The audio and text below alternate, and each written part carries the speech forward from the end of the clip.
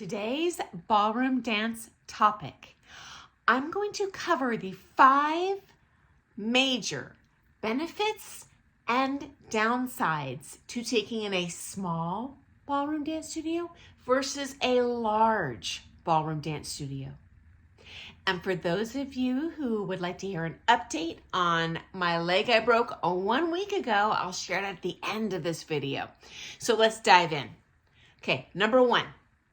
In a very large ballroom dance studio, we have a biomass, okay?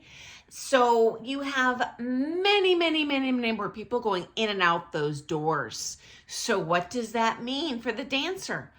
Loads more partner options and loads more group class options. I used to own the largest ballroom dance studio in the United States, and we had up to 50 group classes a week to choose from. So really any style, any skill level when it was at its busiest, okay? In a small ballroom dance studio, you could have as few as maybe 3 choices a week, okay? Okay, number 2. There is a big benefit in a small ballroom dance studio of a sense of belonging. And I feel the franchise studios have totally dialed this in, okay? Those tend to have a smaller footprint, a pretty small biomass of students. But guess what?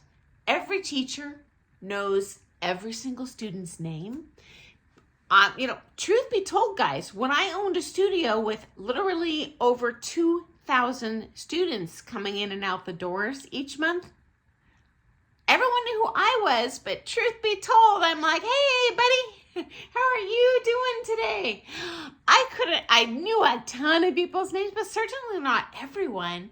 And even to this day, I'll encounter people on the street. They're like, hey, Sunny, how are you? And I'm like, good. Do I know you from church or my kid's school?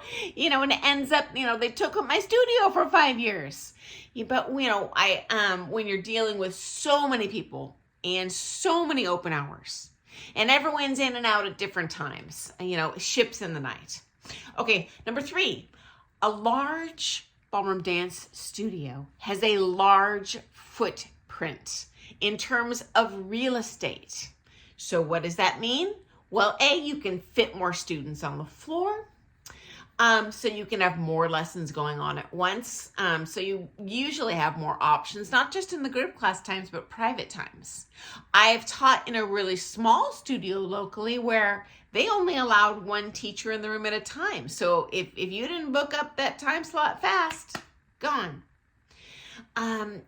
You have the competition size floor in some cases. Now, I certainly had a larger than competition size floor. The only studio I remember dancing in that had a good size floor was Rogers Dance Sport in New Jersey. Loved it. There is no better practice for competitors than to throw your choreo down on the actual square footage. So true story, when I started traveling to Manhattan for, lessons with kind of the best coaches. And it took a number of years, but, after I finally really got that muscle memory to be able to execute swing and related to that, the big flight, along with my dancing, our coaches are like, are you practicing in a tiny studio? How did you know? It's like, because you're dancing like your routine, you're dancing in a small space. You can't do that on a comp floor. You'll disappear. Plus, just athletically, you're going to exhaust yourself if you got to haul your butt twice as far on the comp floor as you ever have to do in any practice. So, in my opinion, the biggest benefit to that big, giant, enormous dance studio is to those competitors. Thank your lucky stars if you get a very large footprint, full-size comp floor you get to dance on. If you don't, in my opinion, it's worth your time to travel.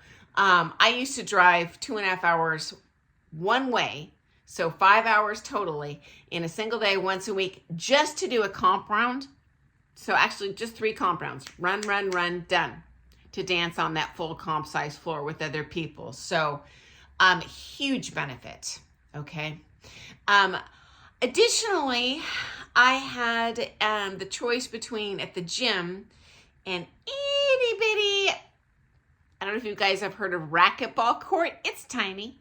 Or an aerobics room. And I'm going to say at max, that room was like 30 by 20 feet. So again, the dance studios were tiny. The regular practice facilities were tiny. So held the dancing back quite a bit. Okay, number 4. Downside of a big ballroom dance studio. And this is probably going to become a pretty big surprise to hear for you guys. At least in my case, most of the high-level pros taught in my studio, okay? As a matter of fact, most of the pros in town taught at my studio. Now, in theory, that's awesome.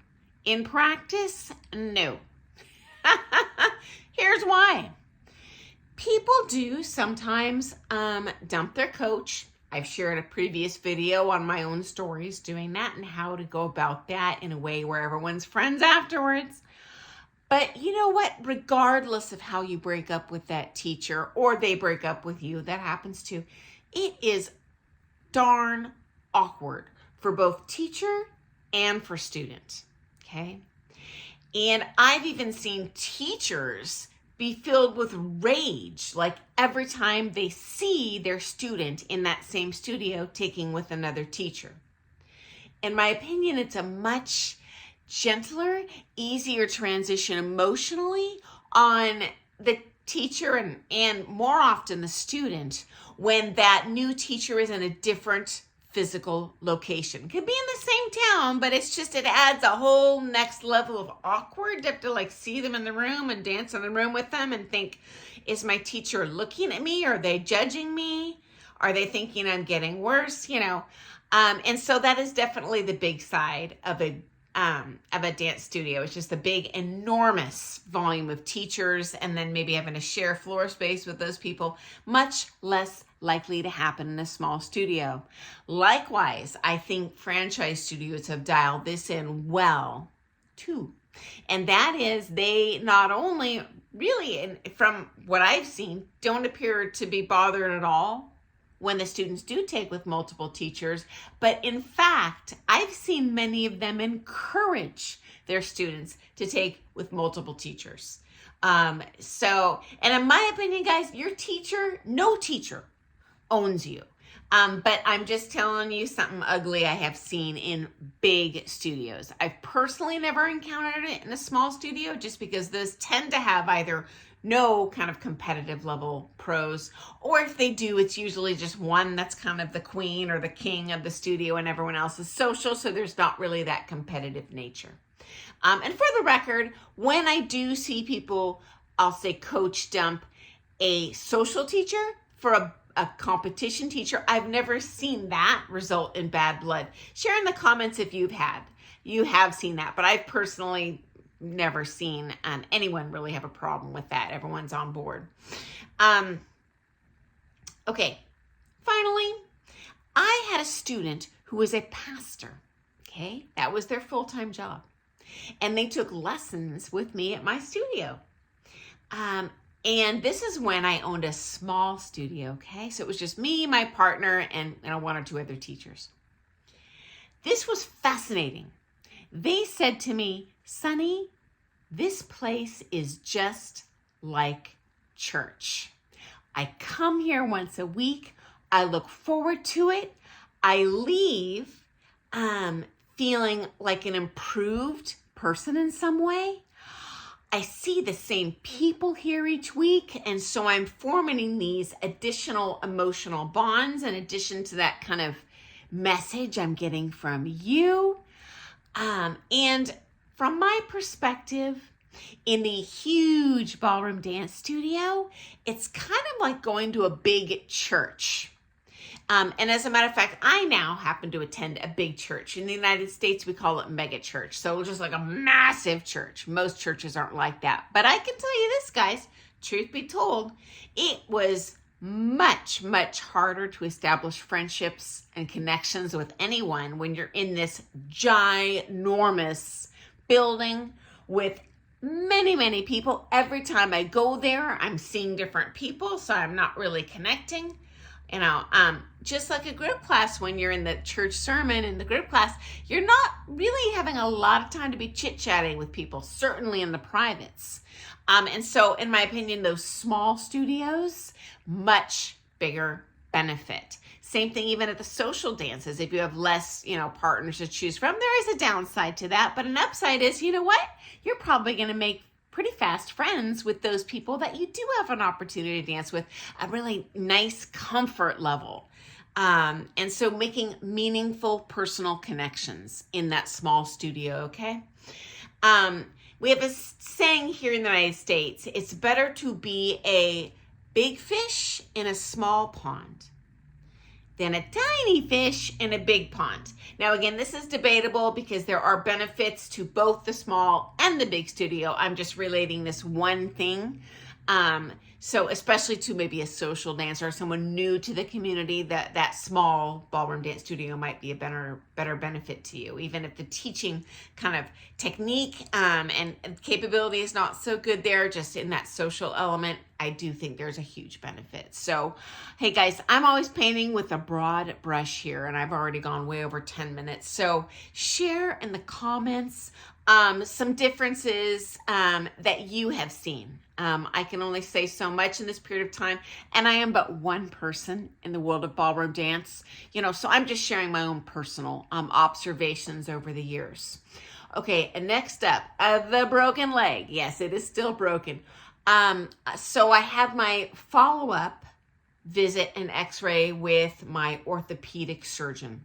Okay, so good news. They confirmed that the bones are totally lining up. I do not need surgery. Oh, great. I'm frightened of surgery. He said, this is interesting. He said, in terms of bone breaks, other than A, not breaking it at all, or B, having like a hairline fracture that doesn't like completely go through the bone, I had the best case scenario for which leg bone I broke, where I broke it.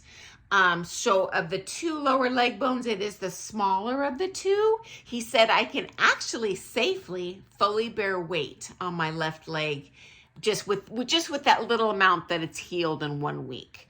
Obviously I'm not going to be, doing running stag leaps and quick step kicks, but this is great. He also gave me a lighter weight boot, though I have to kind of gauge that. He said it might be a little while before I can actually functionally wear that boot without being in pain, but it is safe to wear that now. And this big boot I have on, I'll show you in another video, but it's heavy. It looks like just kind of a thick plastic cast. I don't know if they put concrete, steel, bricks in there, but it is heavy.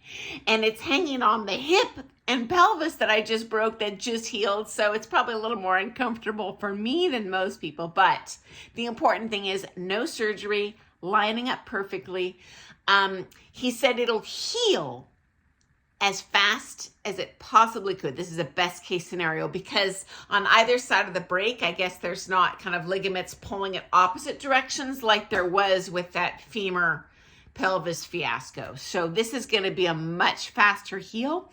Those first 2 days, I could not touch anything with the foot, even my little pinky. Okay, so, and then the third day, I could just lay it gently down. I couldn't bear weight, but I could lay it gently.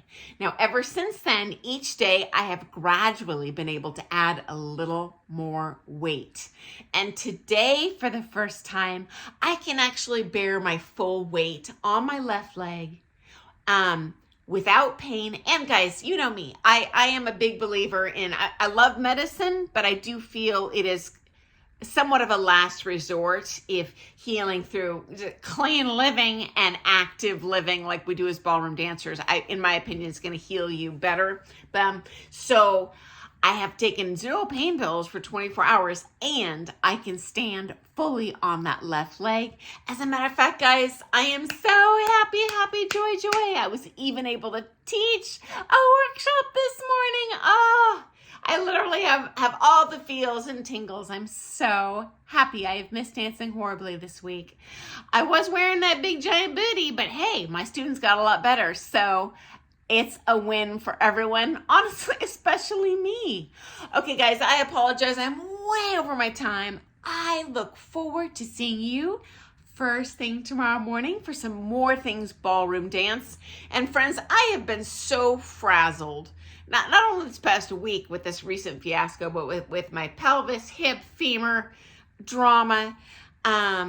If you have asked a question that I have not answered in a video, throw me a bone. Please add that to the comments below. I don't want to ignore anyone. And I'm sure I have dropped the ball on some of these questions just because I've been, pretty frazzled. And I apologize for that. So anyway, guys, I look forward to seeing you first thing tomorrow morning. Happy dancing. Doodles.